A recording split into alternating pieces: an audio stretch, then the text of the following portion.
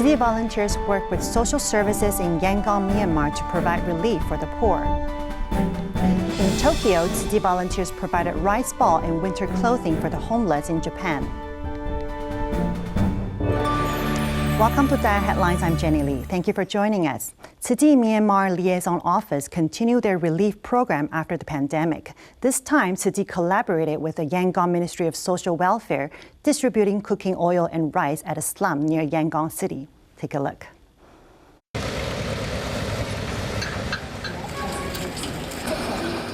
Yangon is the largest city in Myanmar, but not far from the city, Takeda Township shelters people who live in squatters. Already living in tough conditions, these people live a tougher life after the pandemic. My main income comes from selling vegetables, but I wasn't able to do business for 3 months after the pandemic. I was afraid of catching COVID, so I never left the house. The Yangon government executed the relief program with Tzu Chi as a partner. Volunteers' first batch of supplies included rice and cooking oil. We worked with rice mills. They helped with sending the rice to the distribution places, which allowed the distribution to go smoothly. In order to obey COVID prevention guidelines, crowd gatherings are avoided. Volunteers plan 19 places for distribution, and as the Yangon Ministry of Social Welfare's minister arrives to participate, local charity teams also join the servicing ranks. During the pandemic, citizens can't go out. They also can't work and receive income. Everyone lived in tough conditions, but now with Master Zhenye's help, people suffering receive supplies. This puts a smile on their faces.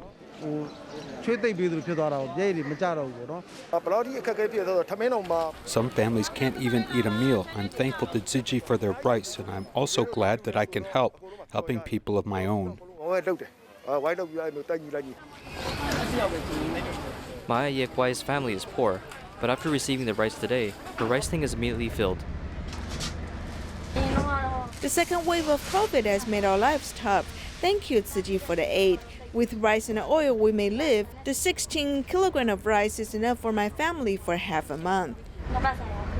The pandemic has struck people living at the bottom of society as they go into tougher conditions, but at the same time, many people unite to help one another, hoping to overcome harsh times together. In Malaysia, the pandemic has surged again, forcing the government to implement various movement control orders. This has led the public to develop a condition known as the pandemic fatigue. In our following report, a doctor explains what is pandemic fatigue and how do we prevent it. In Malaysia, since the outbreak of the pandemic, the situation has been fluctuating. The number of confirmed cases in the beginning increased by the hundreds daily. However, with the combined effort of the local people, there was a period of time where most places have already controlled the spreading of the virus. In September, there was another outbreak yet again. For the past week, the number of confirmed cases risen by the thousands daily. Wanting to put an end to the pandemic while also stabilizing the economy, the Malaysian government has implemented various movement control orders during the pandemic. Due to the constant changes in the restrictions and the implementations of this movement control order, the locals have subconsciously developed a phenomenon known as the pandemic fatigue. Pandemic fatigue occurs when people who are forced to abide with the pandemic prevention measures portray symptoms such as unable to focus, having less appetite, sleep deprived, or getting angry or pressured easily. Humans are energy-based. If they're forced to comply with the government's protocol, they'll lose this energy, which will cause them to feel fatigue. Those who have long-term issues with their lives and solitary seniors are much more prone in developing pandemic fatigue. If a person has pandemic fatigue for long periods of time, it might develop into a serious psychological disease. If a person is still unable to accept and still not contented, this emotion of discontentment will slowly hurt ourselves. They'll be unhappy day by day, and when their emotion is at a low point, they'll feel helpless and hopeless. Slowly, these people will start to develop depression. Facing this unpredictable situation of the pandemic, besides practicing all the pandemic prevention measures, we must also learn how to adjust our own mental condition, eliminating all negative emotions caused by the pandemic fatigue. During the pandemic, if you still have a job, you need to be grateful. If you're jobless, you need to learn how to adapt, having the wisdom and courage to embrace changes. Most importantly, we should simplify our lifestyles, listing what is important and what is not. We need to learn how to let go and learn to change. This is what we call survival of the fittest. In this era where information can be attained anywhere, there are too many fake news, which will instill fear in the hearts of the people.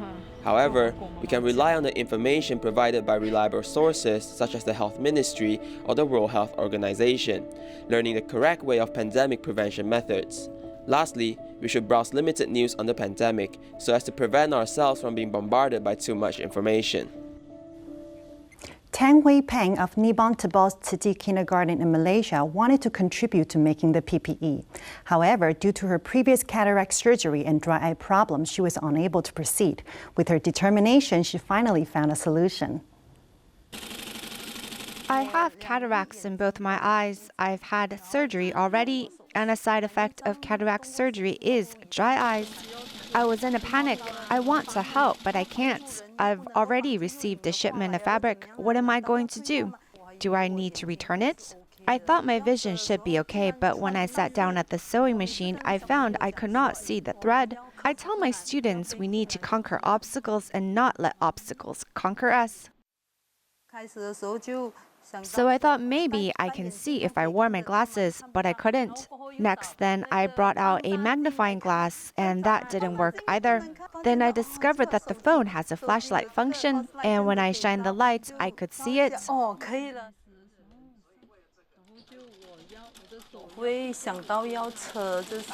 I wanted to sew PPEs because I'm just at home and unable to help.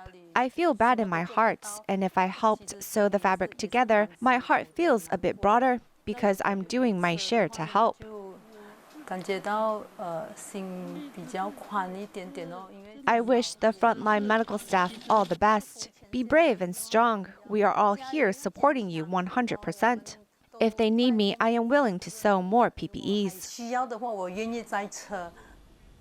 As Malaysia's COVID situation intensifies, community resident Jenny Tammy Fan sews protective clothing after her work. This sewing machine used to provide her with a stable income, and now it helps to protect medical staff.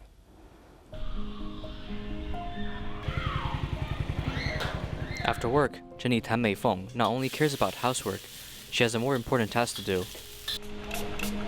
In the past, the sewing machine took care of the family, but now it is a helping hand to the medical staff.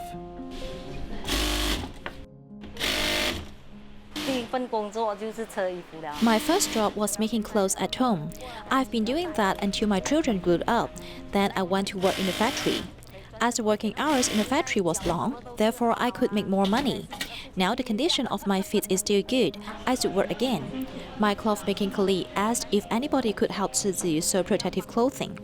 I have a sewing machine at home, and since the movement control order is in place, I agreed to help out.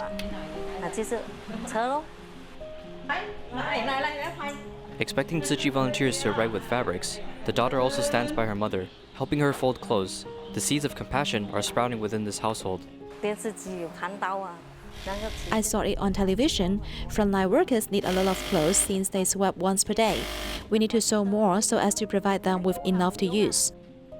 Jenny Tan Mei Feng does her best extent in order to assist and safeguard frontline medical staff, contributing to the COVID prevention workforce. Tzu Chi Jingsi Hall's Kaohsiung Adult Daycare Center is officially opened. Combining medical resources along with long-term care services, the center provides seniors with safety and activities while giving their children respite care. Kaohsiung Daycare Center officially launched. The main purpose of the center is to provide space for seniors and to comfort their children. We have to decrease the rate of amnesia for seniors, so when their children are here, they may have a chance to rest. The environment here is very beautiful. It is also filled with humanitarian values. During the daytime, we may work peacefully, and during the night, we may take home our seniors, enjoying life together. The throwback era area is like guiding seniors through a time machine. There is also this therapy area built with toys. Every daycare center from Tzu Chi is dependent on the locals' needs. The daycare center in Kaohsiung is the third daycare center established by Tzu Chi. We look forward to building a total of 7 centers this year. Through a course training on making coffee, seniors are developing the ability to focus and memorize. The act of caring also gives benefit to our mentality. The power of focus represents love and care. A daycare center is operated like a second home, giving seniors utmost sincere care, hoping that they may enjoy their lives.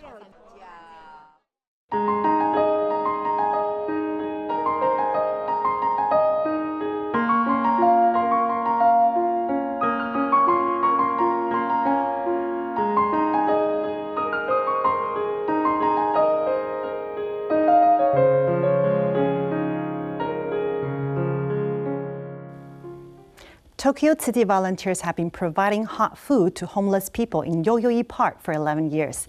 Despite the pandemic, the meal service continued. Volunteers also prepare winter clothing to help the homeless ward off the cold. 街友他成为街友也不是自己所愿意的哈，那我们就尽一份的一个力量，给他们一份温暖，为社会苦难的人尽一份心力，这是我们一直以来的一个目标。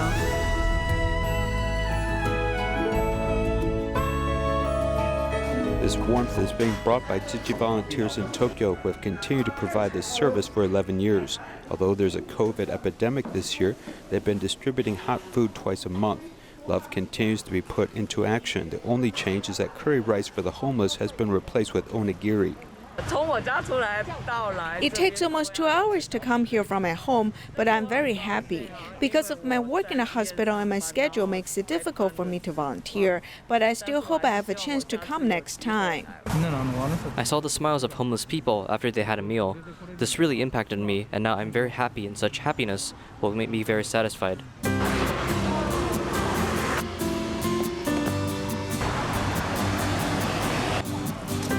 In the autumn sun, volunteers sent out hot food and warm clothes. The woolen hats were hand-woven by volunteers in Tohoku. This is from Tohoku, and now they're volunteers. The woolen hats they knit by themselves are very warm. Do you want to take one? Today, we can be here in place. We have to be very grateful. Thank you for your happiness. And we pray with a pious heart and bless those who are suffering.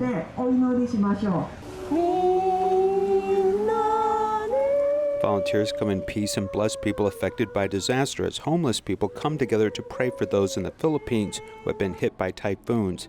This love mobilized during the epidemic has also become the most beautiful scene this winter in Yoyogi Park. A 55-year-old Tzu Chi care recipient in Shuangxi, New Taipei City is paralyzed in his lower body. Tzu Chi volunteers have been caring for him for years and bought him a mobility scooter. They also built a parking shed to keep the scooter out of sun and rain.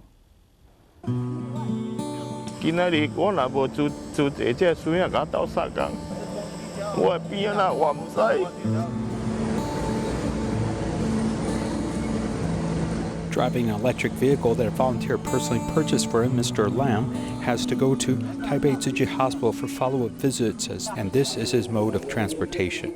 He had this electric vehicle for a few years. This helps him go to Taipei Tzu Chi Hospital for follow-up. Traveling freely in this way makes him feel more at ease, and we also feel more at ease.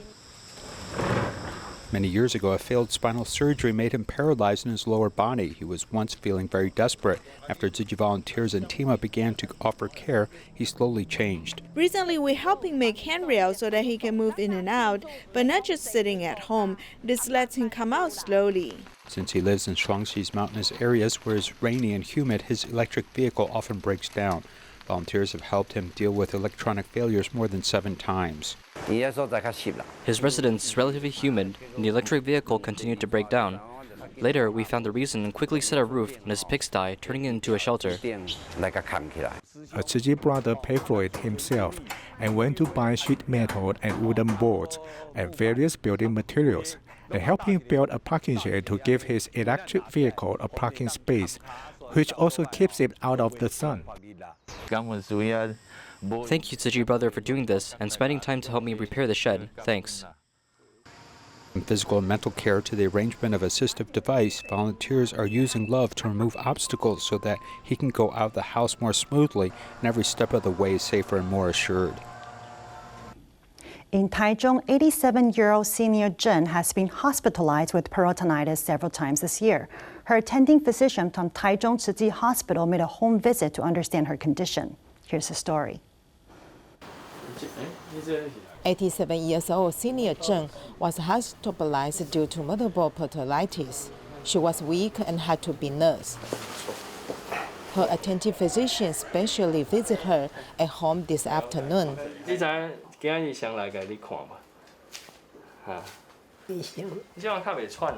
Senior Zheng has been doing kidney dialysis at home for a long time, but she has been infected many times, which makes the doctor, who has known her for more than 10 years, a little worried. We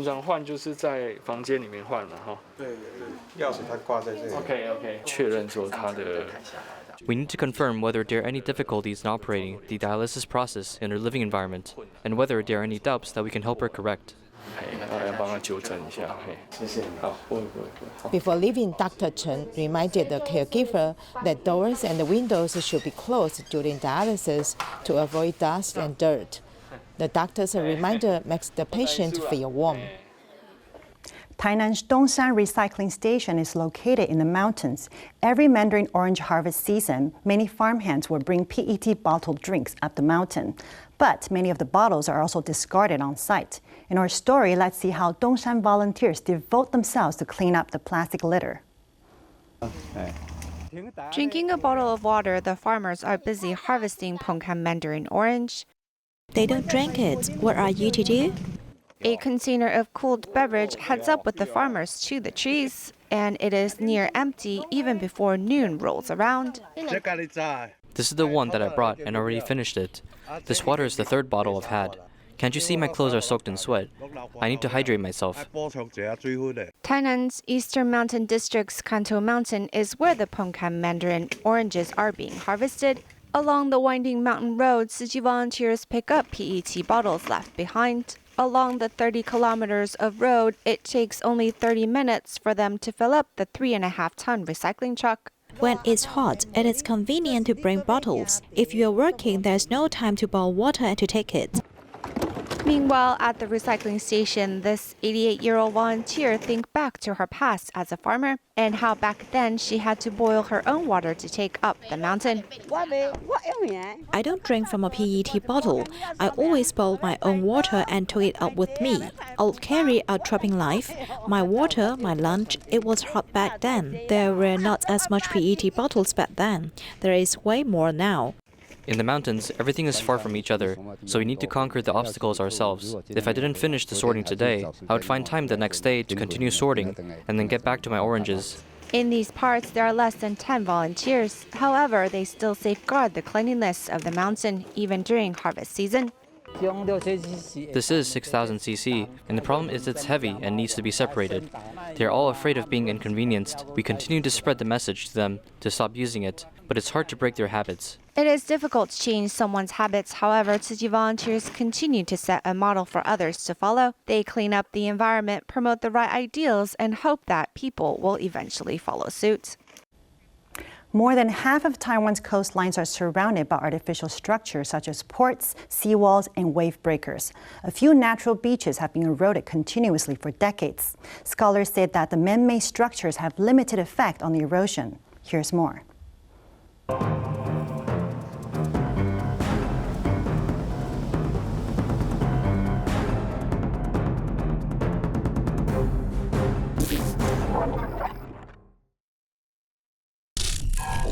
Hualien is second to Taidong in terms of coastline, with some saying it is the left side of the Pacific Ocean. However, the beautiful coast scenery has undergone tremendous changes in the past half-century. Here in Hualien, the Nanbing Park coastline has retreated as much as 200 meters. What is the reason behind this phenomena? The young woman in this yellowed photo on the beach in Hualien City in the 1970s is now a grandmother in her late 70s. Her son is Huang Jiarong, a writer and historian of Hualien. Through old photos, she recalls the beautiful coastline of the northern and southern coasts in the early years. From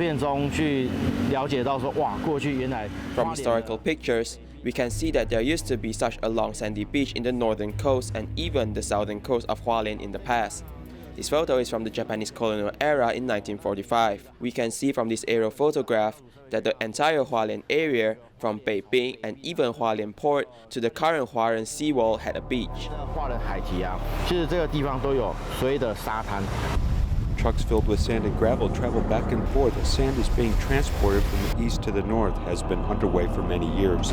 Because of this, along with demand for leisure activities, has led Hualien Port to continuously expand for decades.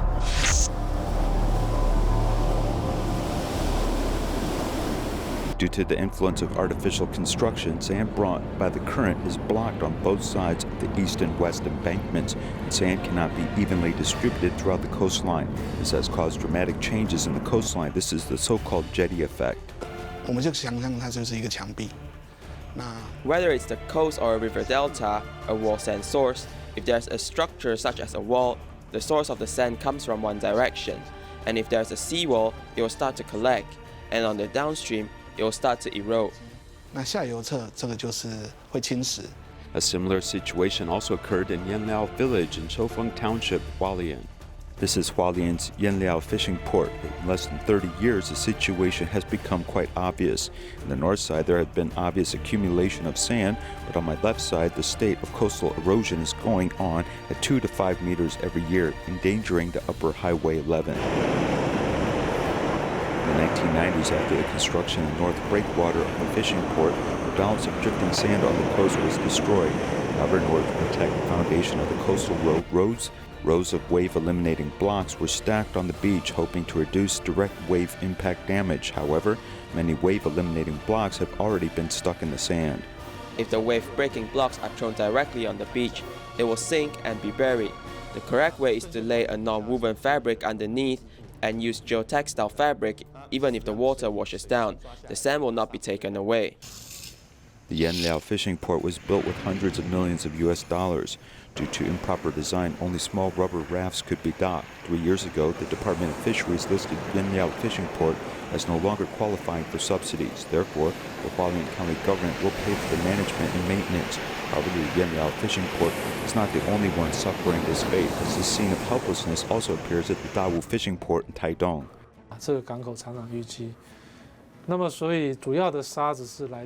This port is often sealed up as sand comes from the north side. So now you'll find that to go to that place, Highway 9, once was a bit away from the coast, but now it really is adjacent to the coast.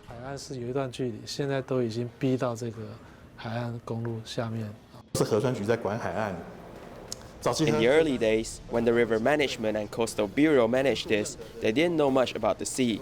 When making any artificial structures and putting them into the environment, nature would respond to this change and reach a new balance.